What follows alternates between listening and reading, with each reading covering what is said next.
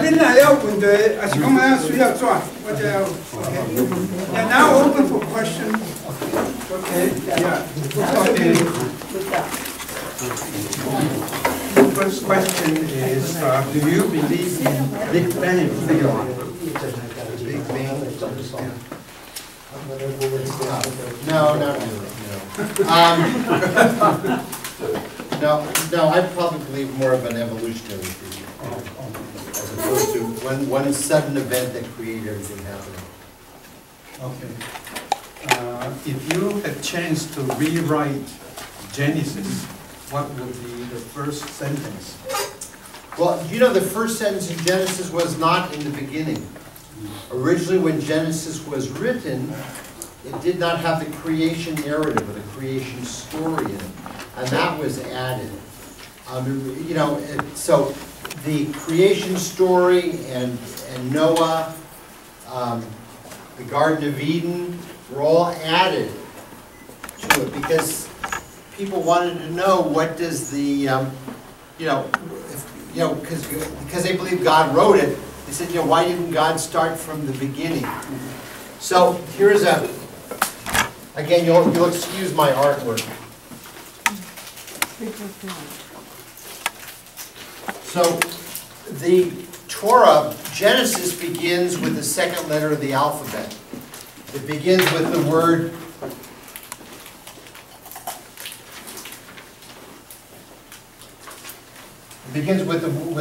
Bereshit, okay? And this is the bet. So they said, so why doesn't it begin with the first letter of the bet, the first letter of the alphabet? Why doesn't it begin with Aleph? They said, because you don't need to know everything that happened before the world was created.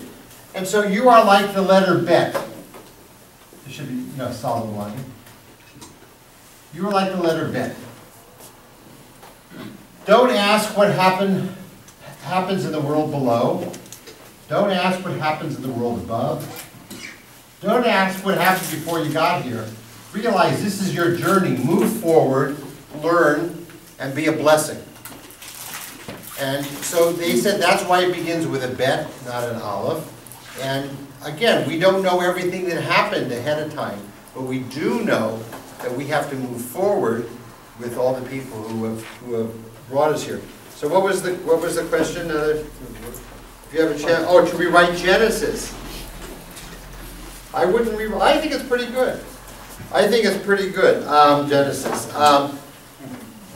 It's a biblical story. Did it happen that way? Were the 7 days, the 6 days of creation really 6 days? No, they were 6 long periods of evolution. Not one big bang, but 6 parts of evolution. And in those 6 days, like if you're having a party and you make a list of who's coming to your party, the most important people are at the top or at the bottom? Where do you put the most important, when you're making out the list, when you think who's going to come? At the top, right. And the people not so important get put at the bottom. So in the process of creation, the termites, the tsetse flies, the ticks, the fleas got created before. What was the last thing to be created? Humans. And God thought that was pretty good. And then the angels came and said, wait a minute, let's knock them off the bottom of the list. We don't need them. Look how beautiful the world is. The valleys, the mountains, the streams. There's no war. There's no cheating. There's no lying. There's no corruption. Isn't it beautiful without men and women? And then God said back to them, but without men and women, there won't be acts of kindness. There won't be acts of generosity. There won't be any great discoveries. And who's going to take care of the mountains? And who's going to take care of the animals?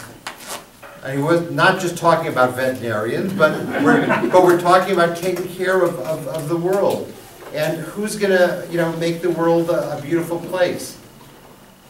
And so he said, yes, There'll be lying and cheating, but there'll also be acts of great kindness and goodness with human beings.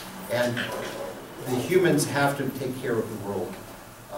And hopefully we do that, by being kind to the animals, by taking care of the environment, and being good to one another. Is the story of Adam and Eve historical or it is mythical? No, it's mythical, of course. Yeah. It's mythical, but there are a lot of lessons in it. Tell someone not to do. There's 100 trees, but don't touch that one. What's the first one they touch? That one. Yeah, so it tells us a lot about human nature. Forbid it and I do it. So it's kind of like my children. I never told them who not to go out with, because I knew that would be a permanent impression upon them, and they would never go out. Okay. During World War II, Hitler killed 4 million plus Jews. Right. Why the Jewish people were quiet without protest against Hitler's regime? Right. I don't know that everybody knew. If we go back and we look at the New York Times, and they talked about the concentration camps. It wasn't on page 1. It was on page 28, and there was a small article about it. When we went to President Roosevelt and said, will you please bomb the railroad tracks leading to the concentration camps, he was reluctant to do it. And I don't think anybody knew it was going to be as bad as it was. And, I think, if we learn from that. But then, Hitler was terrible, Pol Pot was terrible. Stalin, there are a bunch of terrible people out there. And the purpose of us is to know that we don't stand idle while someone bleeds. And what was going on in Europe, America was worried about the war. But also America, with Roosevelt, he was good. He was good for a lot of people, but he wasn't good for the Jews. When it came time, to allow immigration, he cut down the immigration of Jews. When they were allowing 40,000 a year, he took it down to 10,000 a year to immigrate. And there are movies like that of shiploads of people who came in, thought they could come in under the immigration rules, and by the time they left Germany and got here, the rules had changed, and the ships were sent back to Germany, and the people were sent back into concentration camps and killed because there wasn't room.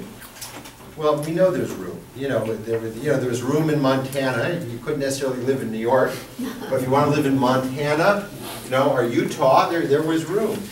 But there were a lot of people who, just said, it's not a good time, and a lot of people died because we didn't open our hearts. But on the Statue of Liberty, it says, "Give me your hunger, you're hungry, those longing to be free," and we didn't do it. We didn't do it to the extent we could do it. And that's really a sad thing, Concerning Holocaust, is it the reason why many Jews became atheists? Because they thought that God will protect His chosen people. Why not this time?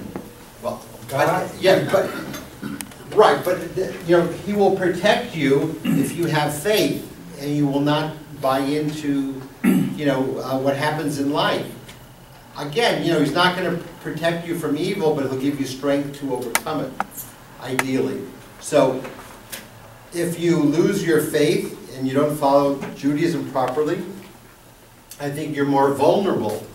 And so those people who say, God should have protected us, well, people doing godly things should protect you.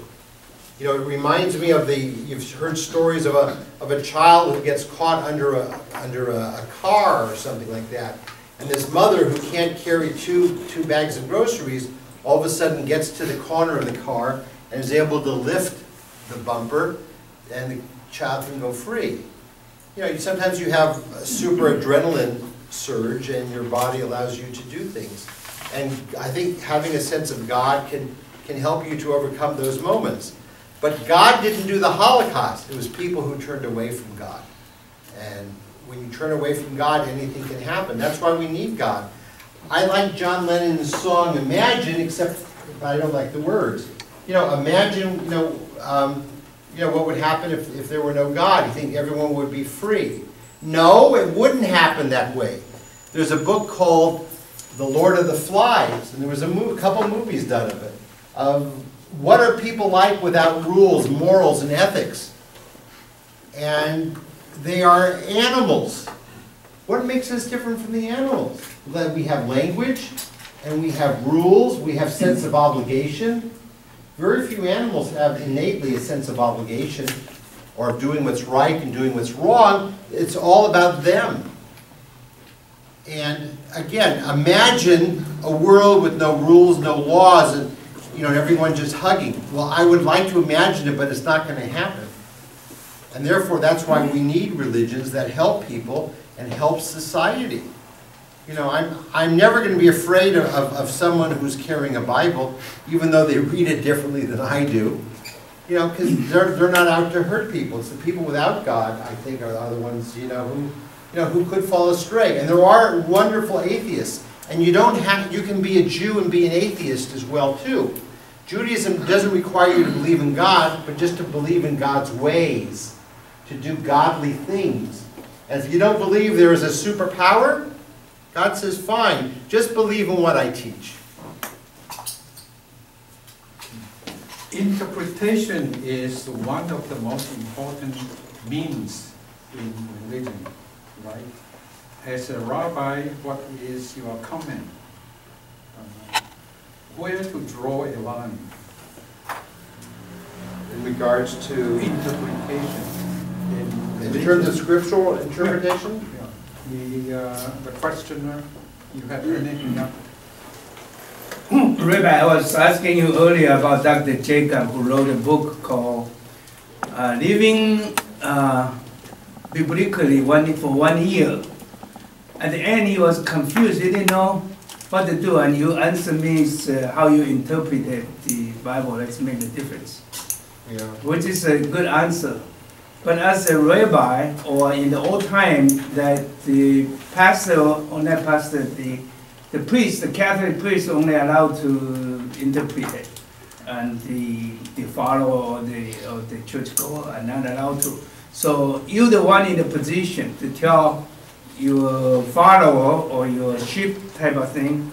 And sometimes people talking as I am the God to tell you this is what God words, or it is or it isn't. And how do you tell the difference? When do you do it? When do you not? Right, all that kind of thing. I want to hear your words. I interpret. This is how I interpret it. I didn't hear it directly from God. Okay. And sometimes my wife tells me directly what to do, and I get it wrong. I think I heard it one way, and I ended up doing it the other way. I remember it was something with the pillowcases and the shams and the duvet. I got it all wrong. So again, the Hebrew term is called v'chomer. How much the more so could we misinterpret what God meant? We know that biblical idioms, from 2,000 years ago, are different than the idioms today, and when we look at it. But no, I encourage people to find the path and the meaning that helps them. So, if I am going to give you a scalpel, is that the word scalpel? Is that for an operating? Mm-hmm. Yeah. Peel an orange with it if you want. You could terrorize somebody if you want. You could use it for your nails. Clean out your nails. You have many things you can do with them, and it'll work. But the idea is, not to use it, to scare somebody. That's not what it was created for. But if you use it to clean out your nails, that's okay. I'm not going to say anything. But if you use it improperly. So interpreting, the Word of God is very, very difficult. What it says in Exodus, and God hardened Pharaoh's heart after he repeatedly went back on his word. So did he give him ASHD, arteriosclerotic heart disease? No, he didn't give him ASHD. but he made him realize that when you commit a transgression against God once, it feels terrible. The second time, not as bad. The third time, the 28th time, didn't feel it at all. And so the idea is that, how do we interpret, and again, we can come away with, lots of different things. Have you ever made meringue with egg whites? No. Again, how many times do you really have to whip it till it gets solid? And I never have the patience. My wife keeps going and going and going. I come back 2 days later, she's still doing it. Finally, it sets. And again, some people feel that God will be on your side, and you don't even have to win. You don't even have to buy a ticket to win the lottery. You're going to win the lottery. Well, the lottery of life. You improve your chances. If you do the right things.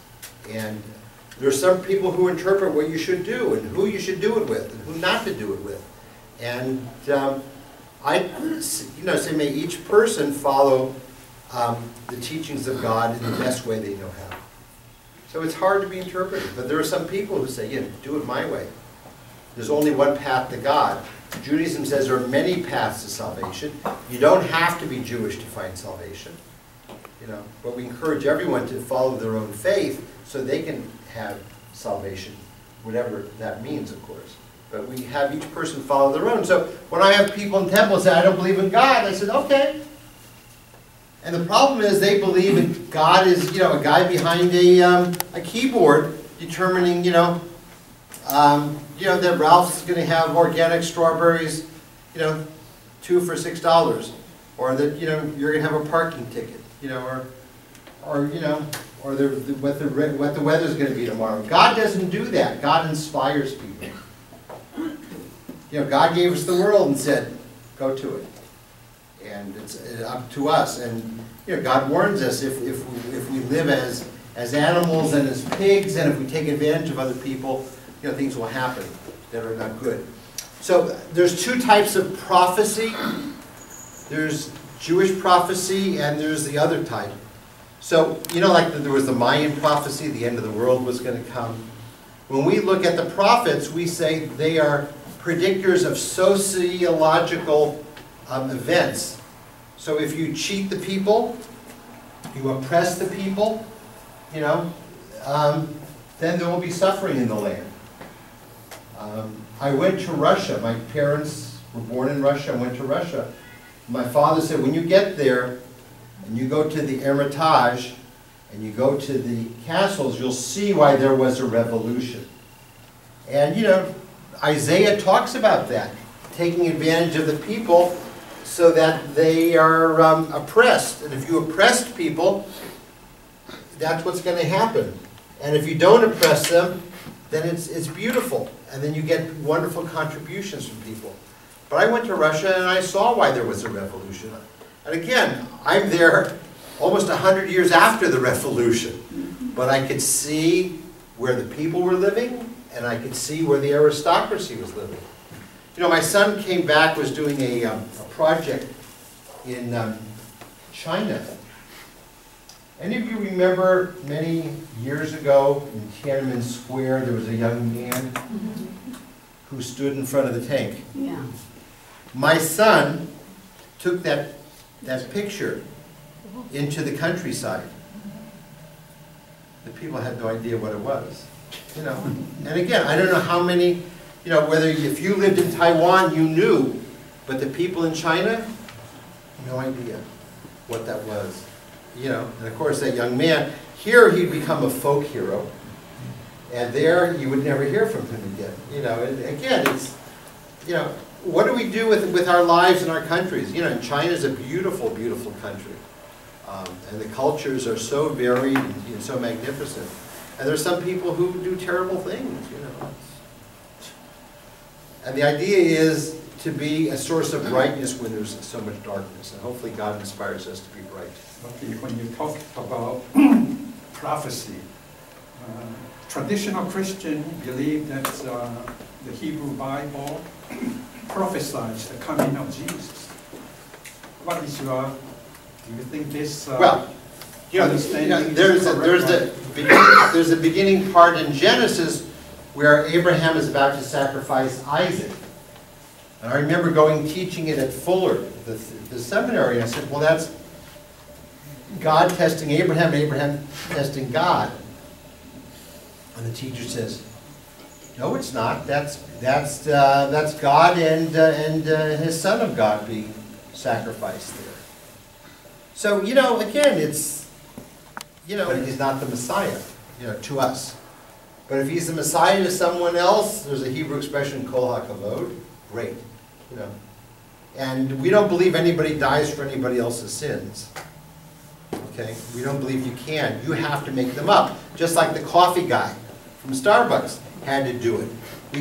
We couldn't pray for him. We have to work for it. So we say, when there's hunger in the world, don't pray that hunger ends. Do something about it. If you think there are too many dogs and cats in the world, do something about it. Have them spayed and neutered. Okay? If you believe that people don't have enough food in the world, encourage our government to give more surplus food out to the people who need it. It says, pray as if it depended on God, but act as though everything depends on you. So don't pray to God.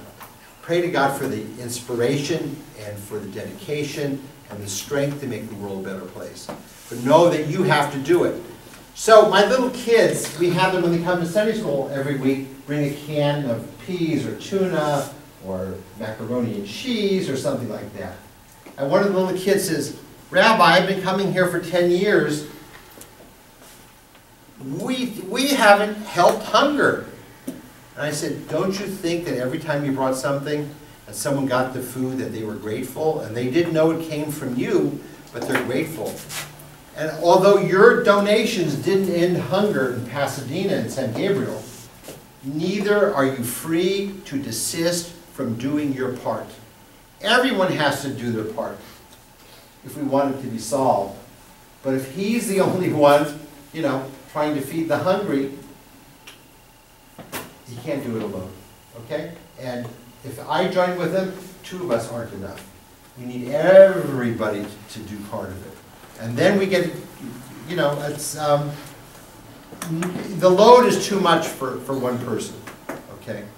And, let's decide, what causes we want to shoulder, and, let's work on them together. And again, as people who are studying faith, people who've done great things have a lot of faith. But they also know that they got to do a lot of work. Faith without work doesn't happen. What is Reform Jewish view definition of salvation? Is it concerning only this life, or no, also well, afterlife? You see, we're not invested in the next life. You say what you have here is heaven or earth, depending on how you live your life. And if you're cheating people and you have to go around at night like this, that's not a good life. And we don't know whether there's going to be an afterlife. And we feel the rewards are here and now. And if there's something in the afterlife, we'll get it, But what do you do someone like Gandhi, who left an exemplary life, but wasn't a traditional Christian? Will he find salvation? And we say, may each person find the God of their own salvation and find the godly ways and be inspired. So it doesn't have to be my way. Were you born in a Reform Jewish family? Yeah, well, my grandfather was Orthodox, and he was very unhappy that we went to a Reform temple. But he said, better than nothing at all. So, that was it. Why did you become rabbi for Reform Judaism? Because I think it had the most to say to me. When I grew up in San Francisco, and I don't know if any of you heard about the time, but in the 60s, I went to, my high school was in the Haight-Ashbury, which was during the time of the Summer of Love. And there was time, there was a play, I don't know if any of you ever saw it, called Hair. It's called the time of, this is the morning of the age of Aquarius. But I lived that, okay? I was in during all of that. And again, where we felt that people were the most important things. It wasn't wealth, it wasn't money, okay? It wasn't fame unless it's for doing good things. So if you hit a lot of home runs playing baseball, you know, better you should win the spelling bee at the school, okay, or the competition than, you know, be able to throw the ball. You know, it's like, what does it matter how far you can throw the ball? You know, unless you're going to, you know, stop a criminal down the block. So I wanted to become a rabbi because I wanted to make a difference. In my congregation, in the middle 1950s, my rabbi inspired me. He had a guy named Martin Luther King come and speak to our congregation. And the congregation didn't all like that. They were not of one mind. Let me tell you some of the people in my congregation. Have you ever heard of Levi's or Levi Strauss? Yeah. You ever heard of the Gap? You ever heard of Big Ben Clock? You ever heard of MJB Coffee? You ever heard about Crown Zellerback Paper? These were some of the families in my congregation, and they were the wealthy families in San Francisco, and they were of a political party which is not the Democrats. And they looked at Martin Luther King as a troublemaker, okay, and not a good person. And they wanted to punish the rabbi for having brought him to the temple. So again, you know, and today we have a holiday named after him. Our presidents gave up their birthday so they could give him a holiday named after him. So, you know, sometimes what we think is right and wrong is not always right and wrong. And so was it wrong to bring him there? You know, maybe it was. There's a movie out right now called, is it 42 or 24 or something like that? Is it 42? 42. 42, it's about Jackie Robinson. Okay, lived here in the Pasadena area. There's a big statue of him and his brother. You know, not a statue, it's their heads, their sculptures of their heads by City Hall. When they were here, they got arrested, they got harassed. I don't know if that's in the movie. But did Jackie Robinson break the color barrier? The answer is no. Society broke the color barrier and allowed it to happen. Had he been born 10 years earlier, he couldn't have done it. But he's at the right place at the right time, just like Salk and Saban were when they found the vaccine. So he did, again, not to take anything away from him, a wonderful, wonderful man, but society was ready. Same thing with Obama, the society was ready. And maybe, now that we have a black president, maybe, because blacks get the vote before women, maybe, you know, the next woman president, you know, can come, because, you know, we've laid the social stratus for that. But I really do believe that, you know, society has to be ready.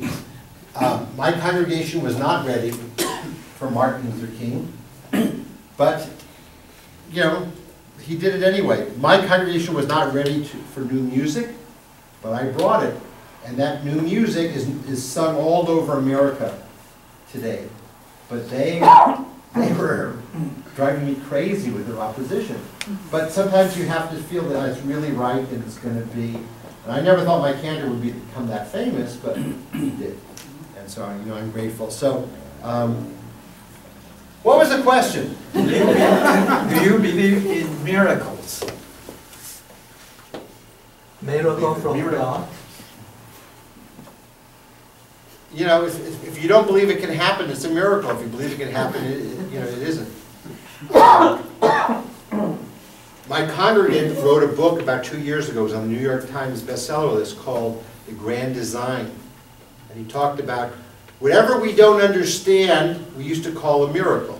Okay? So when we would throw the young lady into the volcano to make it stop, we thought that's what the volcano wanted. Now we know it has nothing to do with how many people you throw in, you know, or how many pineapples and coconuts. It has nothing to do with that.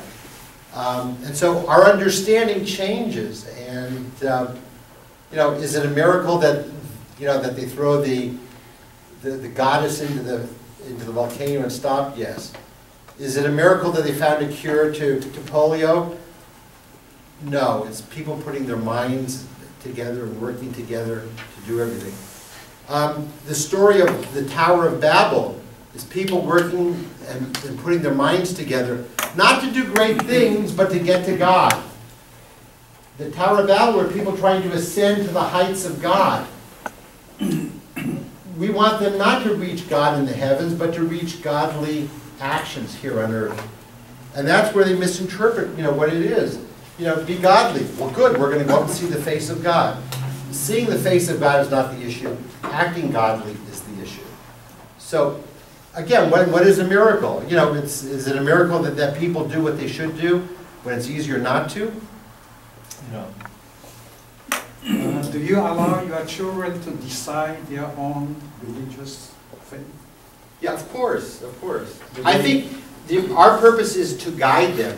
And then if they go another way, that's fine. But if you don't give them anything, then you don't equip them. And if they decide to go another way, this is not the case, but if they would decide to go the way, I wouldn't be happy about it, but it's their choice. And everyone has to fulfill some of their own destiny and what's in their heart. They go to your synagogue? Of course, yeah, because we don't charge them, we're free. Yeah. You said that Reform Judaism believe that everything is changing. Right.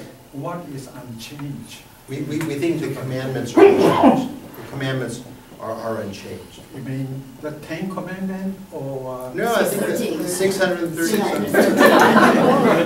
But you can have new interpretation. Right, and a new actualization of them, sure. Some of it changed. But the morals and the ethics, the people described in the Bible are just like us.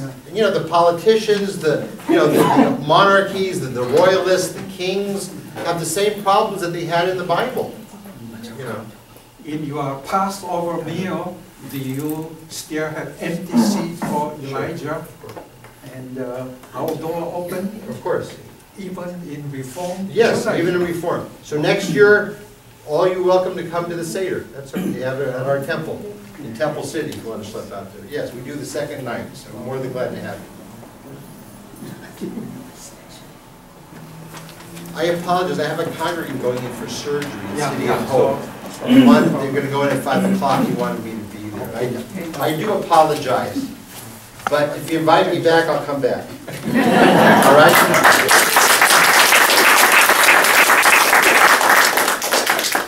Thank you. It's a delight to be here, and your curiosity is refreshing. Refreshing. Thank you.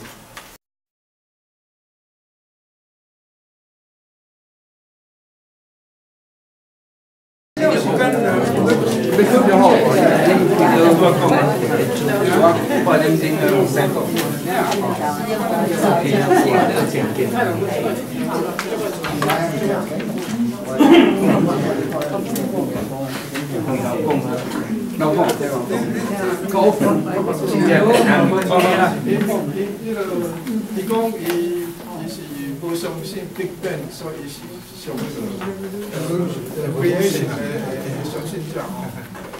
意思是讲伊相信人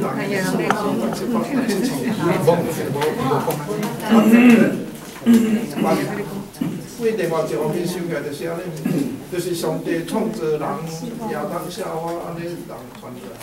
无，伊讲 evolution， 我讲迄是历史，伊讲迄毋是历史啊。我讲亚当夏娃的故事是毋是 historical， 还是 mythical， 是 mythical， 神话啦，迄个神话的意义。我想伊在讲无相信 Big Bang 是伊无了解 Big Bang 的东西。因为我这个开始用 Big Bang， 大家现在的 Big Bang 讲。Is there only one Big Bang? So, 咱无了解真正我的理解 Big Bang， 然后愈了解了 make sense。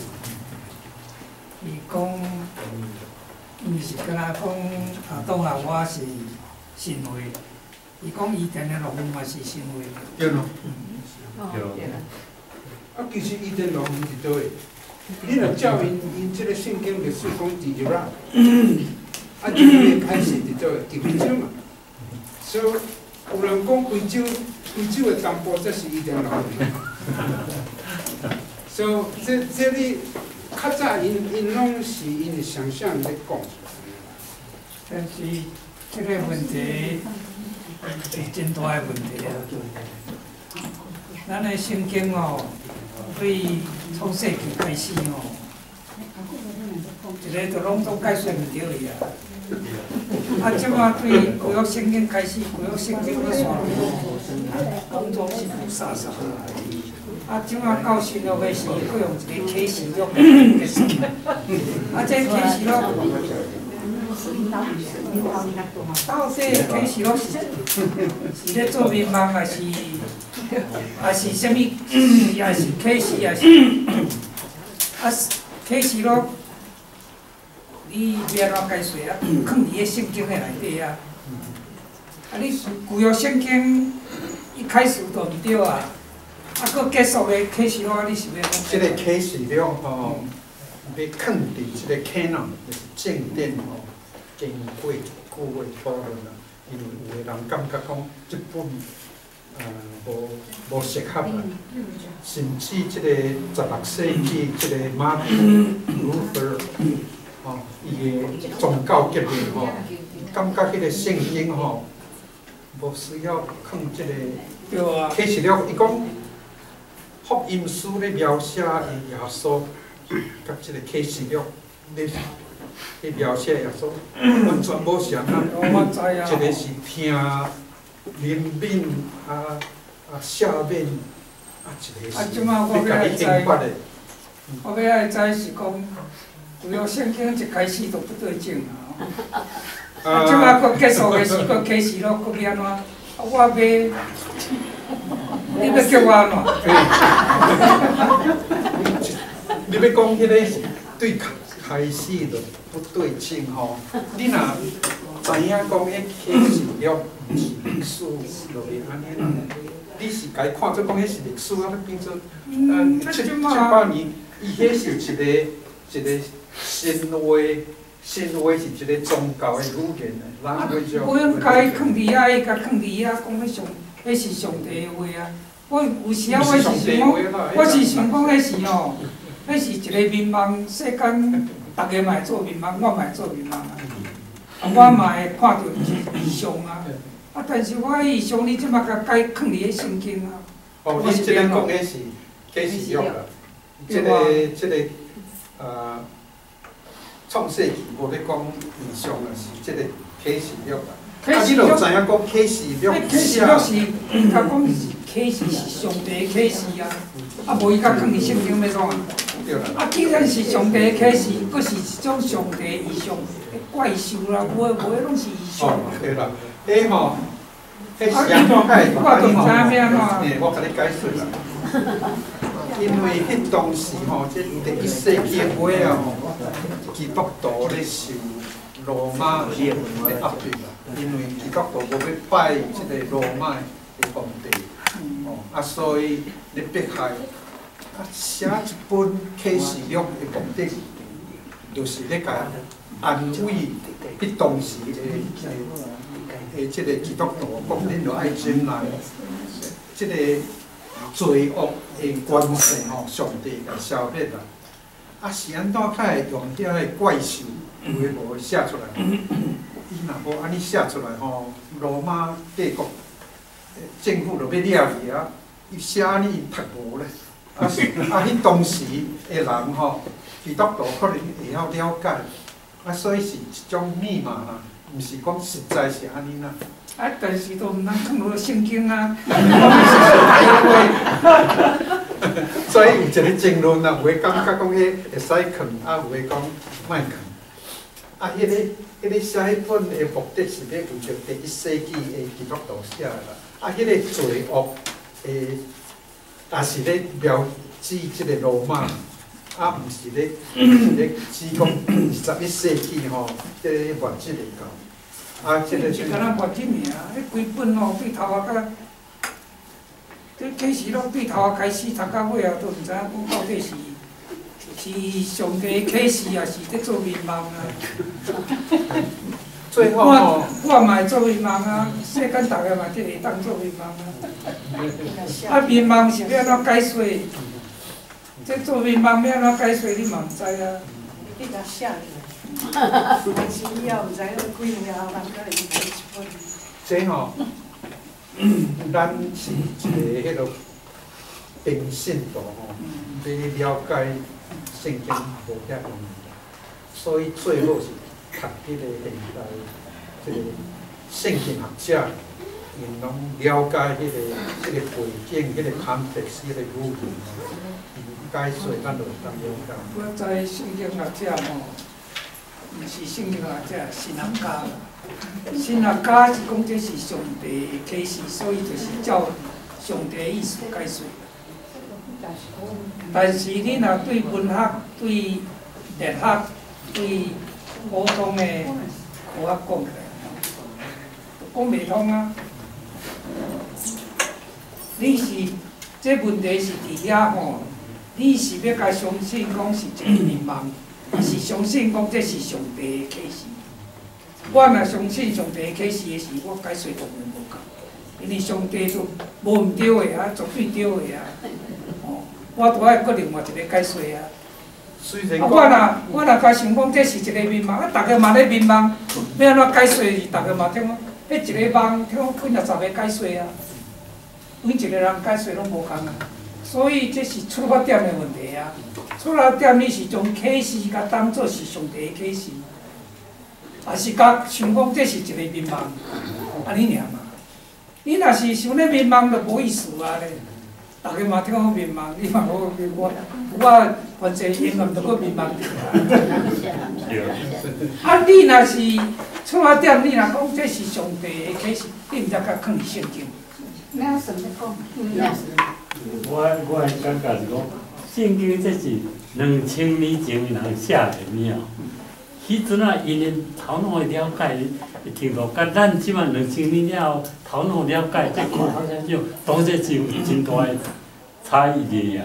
对啊，你讲安尼对啊，我嘛同意啊。但是问题毋是敢若启示录尔，规本圣经你嘛听我讲安尼啊，参尼安尼讲啊。规本圣经你要哪甲信？旧新约较无旧约啦，旧约当然是。旧约嘛是安尼，所以就是讲，你要安怎？这问题是出伫个出发点，你是要甲信讲是圣经是上帝的话，啊毋安尼。啊，无你这解说就出发点若无共哦，伊的解说拢无共。你若要信，你就信；啊，我若毋信，我毋免信。啊，所以，这嘛是属于意志的一种。并非讲上帝启示吼，有哪种解说啊？这个启示是毋是dictation theory？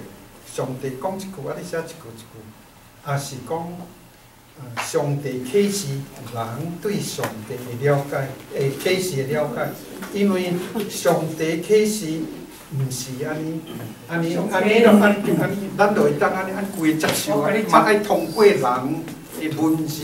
通过迄个文化来表达这个启示。我甲你插一句啦吼，你迷茫的时，也是啥的时吼，无可能写啦。你嘛毋知影啥物意思，你莫是看着安尼挖出来尔。但是要写一个启示录，我相信咧，毋是1个月、2个月，迄都爱规冬的呢。但是你伫个迷茫看着的时吼，老实讲嘛，毋知影啥物意思。迄是拢事后才写出来，迄一卷一卷吼，古早嘛无字啊。你要写一个文字吼，有啦有字啦，有字啦，但是你要写伫倒位？要是刻伫个壁呢，还是伫个石板底，还是伊个羊皮？啊，羊皮嘛无遐济皮通互你写呢。所以你要写一个启示录，毋是1斤2斤的，爱规冬的呢。爱规冬就是你看到迄个人的意象吼，互你经过一冬佫写落时，拢无工去安尼，啊毋是安尼。所以你看到的瞬间，甲你要写一个启示录，迄个启示录我若要看，至少爱写1冬以上。即个问题吼，咱过落去几年，咱会佫继续讨论。所以，即摆有其他问题无？伊咧讲这犹太教为1750年 BC 开始有这种问题。他一开始的时，是毋是？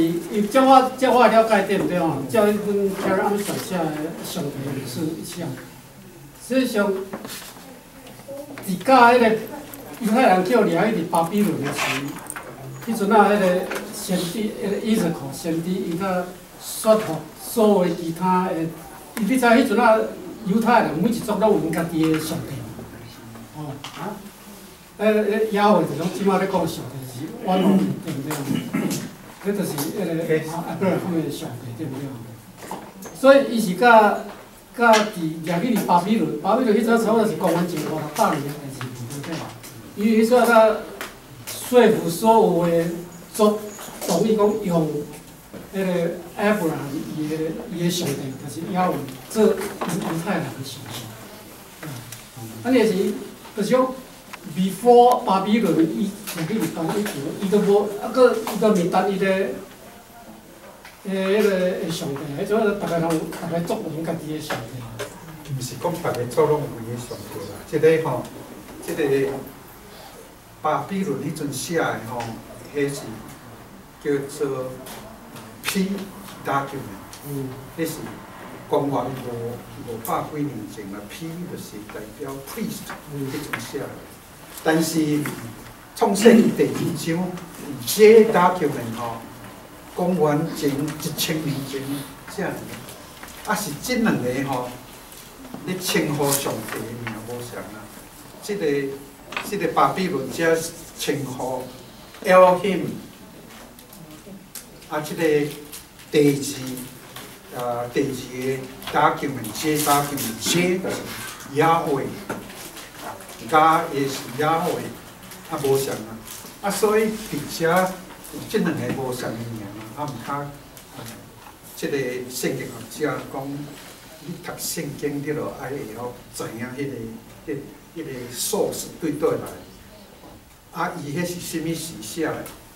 因为你若公元前500年前吼，即个创世纪第1章吼，伫巴比伦受掠迄阵，啊，甲转来迄阵写的吼，已经受巴比伦的文化的影响啦。啊，所以圣经学者咧解说迄个人即个创作吼，拢有即个巴比伦神的创作神话的影响。啊，所以你会发现着讲，啊，第2章咧写的创作，就我拢无像啊。啊，迄搁较早，搁较500年前写，啊，所以你会感觉讲，第2章迄这document所描写的上帝比较单纯，较 primitive。讲着爱用手去创作人，用手用泥土，啊用手去制作这作品。啊，第1章是讲上帝敢若讲，啊就当创作。啊，你用这种普遍啦吼。啊，所以伫遮吼，拢知影讲圣经拢会受迄当时的文化影响啊来写。啊，所以要了解圣经，你就爱知影迄个文化。伊咧写迄个当时的文化是啥物文化？啊，无你读了有啥子啊？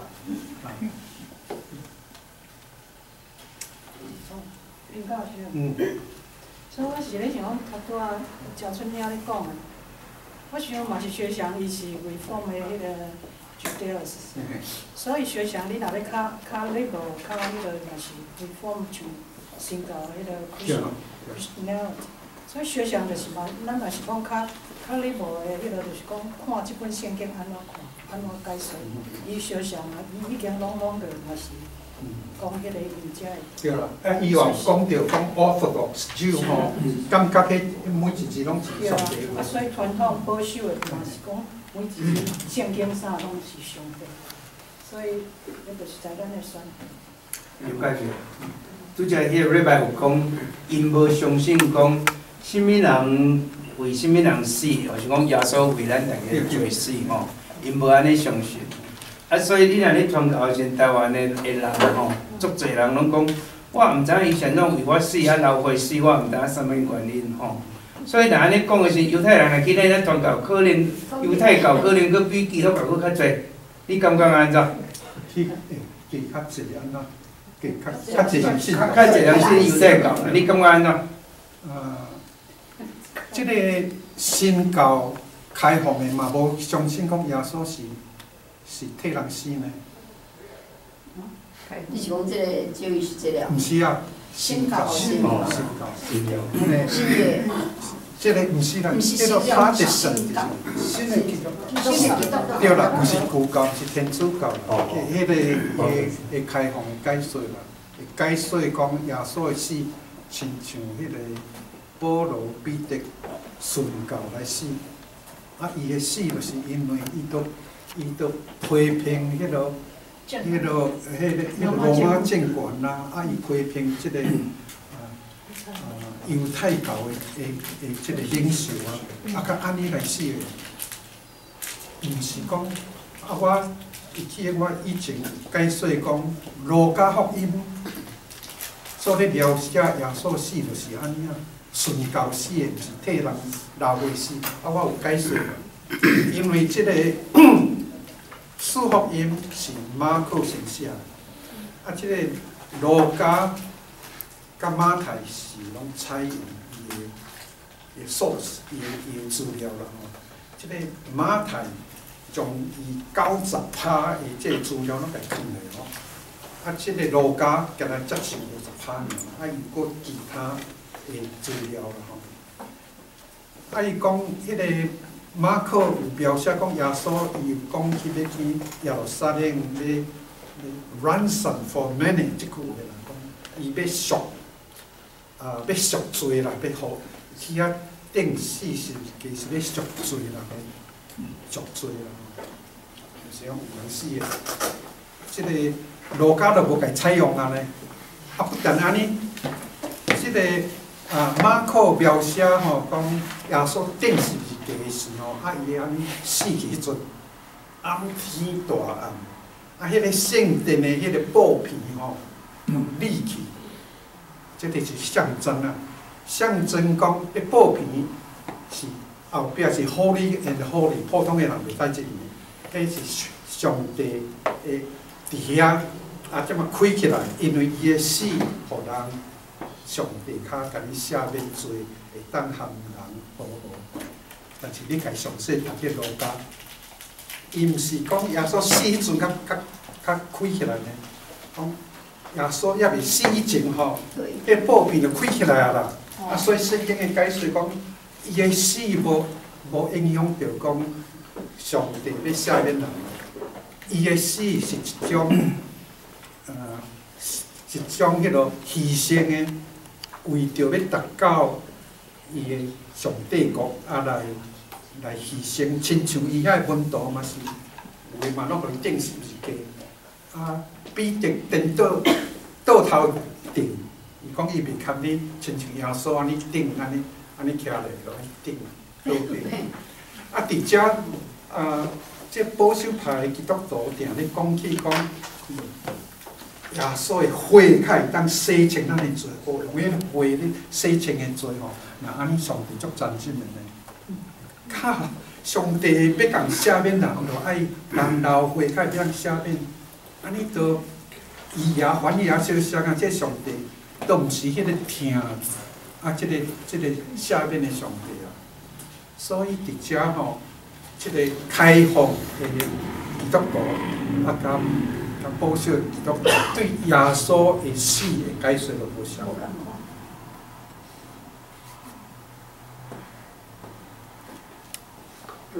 但我想讲，我甲你share最近看一个 video， 伊个态度都酷嘛嘞。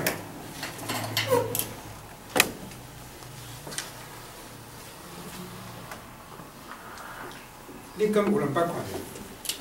这是一个印度人吼，伫迄个实在是印度人来美国，伫 New Jersey 出世，是100% 美国人。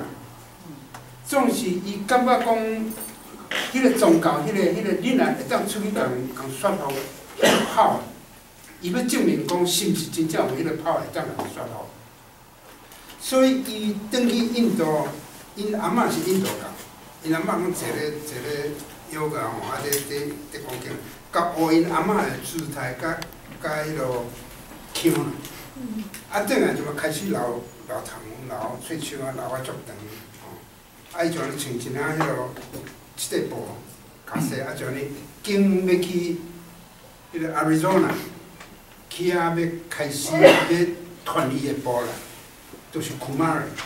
伊讲你若真正坐咧吼，啊伊搁用结迄落印度腔啊，伫遐咧念啊，啊地人愈来愈坐咧，啊伊就大小坐咧吼，你若是真正有诚意吼，你就会当看到 blue light， 啊，有真少大家一直伫伊，啊即摆一寡人来，一直甲将伊的 personal life 拢甲讲，我甲阮翁袂好势，安怎，啊伊拢甲讲，伊拢无 sexual harassment， 拢总无，伊迄是家己的一个 experiment。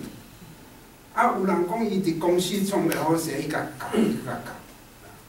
啊，伊就是对头，伊咧强调讲，我即摆咧甲你教吼，迄个真正迄个 enlightenment， 伊个 guru 啦，伊讲伊是 guru 来，伊讲其实开始讲甲开始说互人了，讲我毋是 guru，guru 是 inside yourself， 所以你若照我即步，你落去创吼，你家己会对内底家己发展到。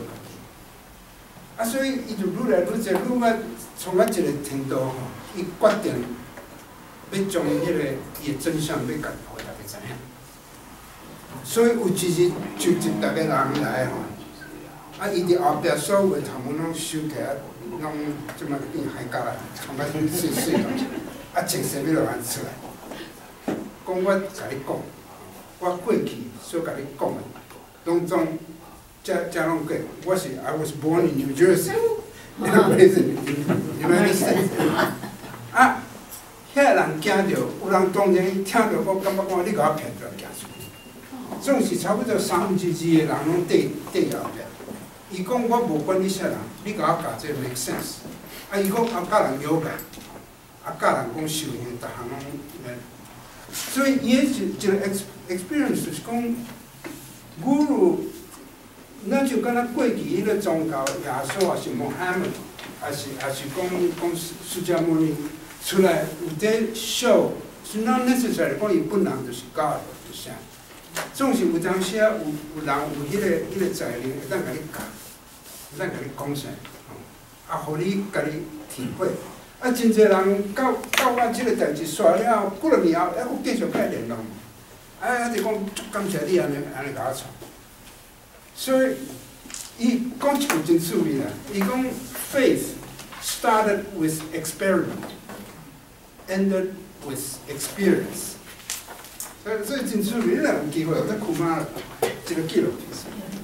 记录，你即摆这故事吼，我有一个故事，大概简单讲。我一个白人的帮助派个医师迄个老师吼。啊，伊是萨巴巴的 follower， 即摆这个大概有人知影萨巴巴。萨巴巴是 one of the Indian guru， 啊，伊的 follower 几啊 millions， 啊，逐天拢去印度找伊，吼，啊，萨巴巴是伊照伊有写一本资料，伊有摕我有甲伊看，啊，伊逐天拢去印度，抄这个萨巴巴，抄算的感觉。啊，萨巴巴会 perform magic to the follower。啊，其中一个 magic， 萨巴巴伊脚骨搭咧，爱用一条筋仔绑咧吼，绑咧摕起来，迄条筋仔会芳足久。啊，伊甲我讲，我讲你摕来我评看卖。佫真正会芳啊吼！伊迄中间安怎我毋知，伊更芳水啊啥？啊，萨巴巴你来问印度人，大家足侪人拢知影即个萨巴巴即个。SABARA 吼，萨巴巴还是萨巴拉？即种的 guru 伫印度吼几啊个啦，最近佫流行一个佫较少年的，啊伊袂输几年时安尼，你家问伊总会甲你回答。所以像最礼拜我家问伊拢回答了做好，啊临教授上我问伊拢会晓讲的，所以会当甲你 convince 吼，我感觉你咧讲的这我爱来看卖啊，你甲伊咩，看要你咧看。哇，这迄落，Netflix，哎，电影是啊，啊？你stream 落来，阮就伫水 stream 落来。OK， 可是就讲我刚才甲你小这三爸爸的故事，真正的故事啊，三爸爸，伊可能开始最近在跳也是安尼话，我无啥。这个 Reform Rabbi 吼，讲一句话吼，大家拢有听讲 ，There are many paths to God, and God may have different name to different people. 有讲着几多讲？这是足开放的，毋是安尼讲我的宗教较有得救安尼。你顶下有讲过啊？对啦，啊，这是真好的即个即个见解。伊啊分中国甲台，无干啦。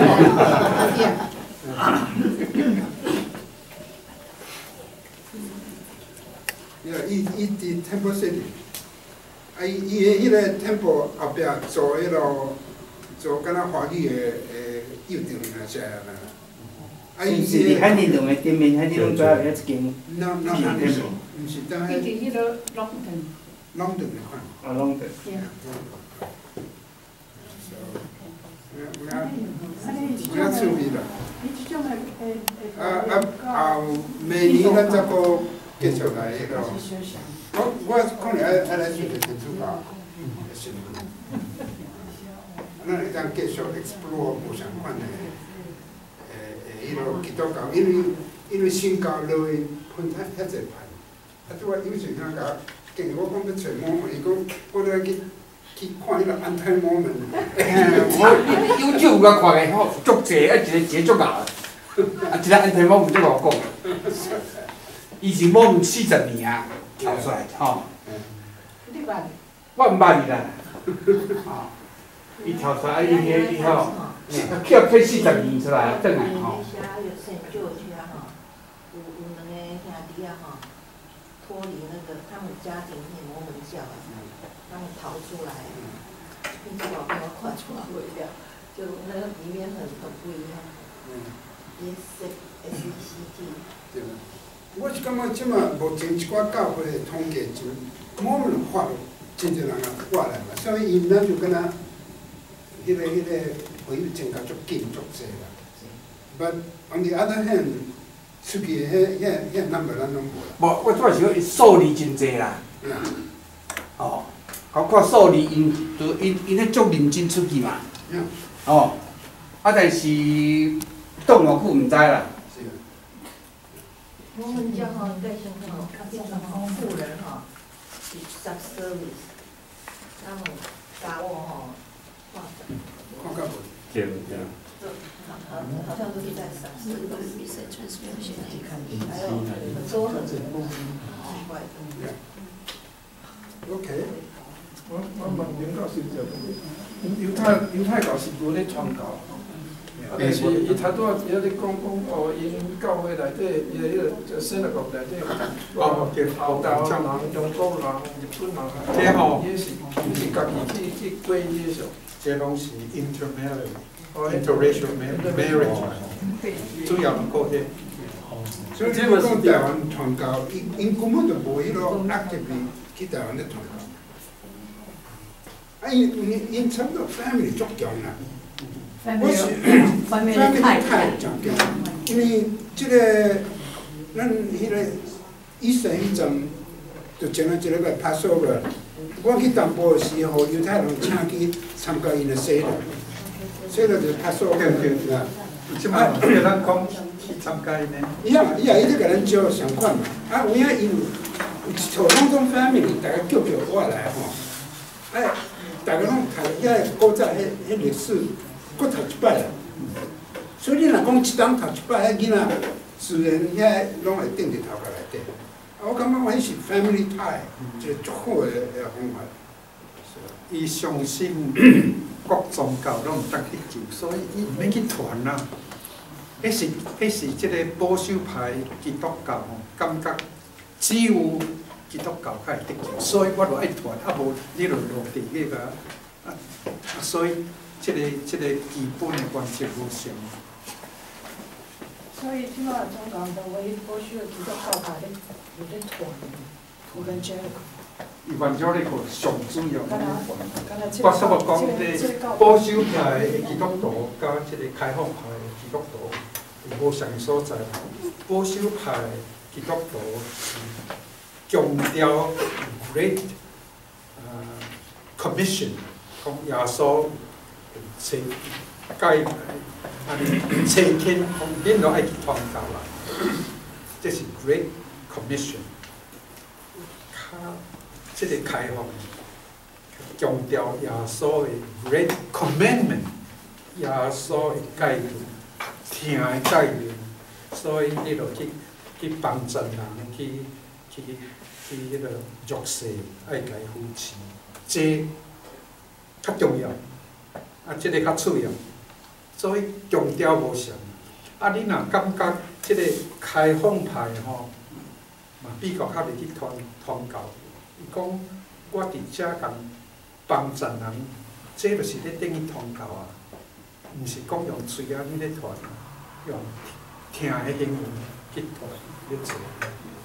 耶稣敢是伊讲叫门徒出去吼，伊毋是叫去传啥物迄个，伊讲你甲我做见证，吼，叫你做见证安尼尔嘛。叫迄个问题就是讲保守甲开放，就像伫圣经内面耶稣咧上天以前，甲门徒讲遮，就是变做一个伊的敢若遗言 mission， 所以伫咱过去。阮大汉，即个差不多是你的 mission 啦。即个吼，你若无去做，你 always 就 feel 即个敢若一个 death 啦。惊若马太福音讲安尼出现无即个 Great Commission 啊，但是 Great Commandment 即4本拢有啦。是啊，所以是伫教会内面牧师，但是嘛时常会甲你做一个迄个传倒来做。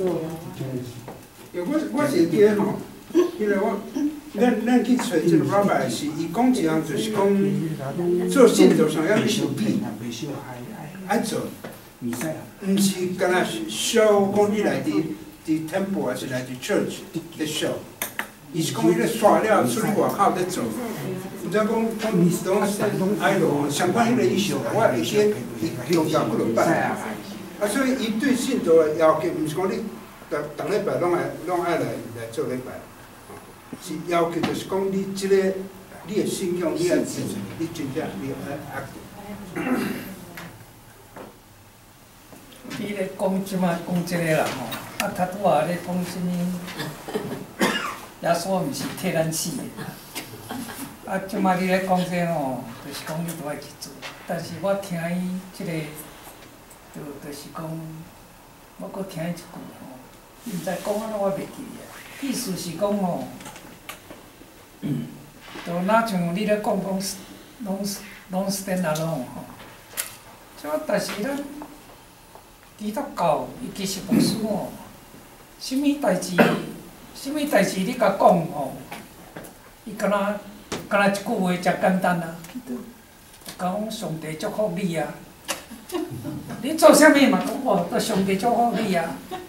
上帝祝福伊，就免钱啊，伊都毋免做啥啊。啥物代志就是讲上帝祝福你，叫上帝祝福你，伊叫上帝甲你祝福，伊家己都无咧做，你知无？我感觉讲足奇怪啊！我有时啊，老师甲我讲上帝祝福你，啊，你都无甲我祝福，你干那叫上帝祝福我？我嘛感觉讲真奇怪咧。上帝都有亏啦，上帝都有亏啦，牧师有亏啦。有啥物代志拢嘛叫上帝祝福你啊？啊，上帝是借着人咧做工课。所以对我讲真对嘛，伊讲上帝毋是伫 computer 咧拍字讲你爱做迄，你爱做迄，就无咧 manage 遮嘛。牧师咧 manage 啊，叫上帝祝福你啊。Yeah， that's the job security。我你又问我啊，无伊是要安怎讲啦？我知哦，我都对。以前 position 一定爱讲嘞，啊，做咩安尼讲？老师就甲我讲一个上帝。系啊。啊，伊是毋是有甲我做过我毋知啊。这祝福是你的 feeling。对。你在非礼。你若听到即句话，你若感觉爽快，啊，你就是真祝福。哦，对哦，哎，即句话听到若爽快，啊，你就是祝福。对，这就是天朝。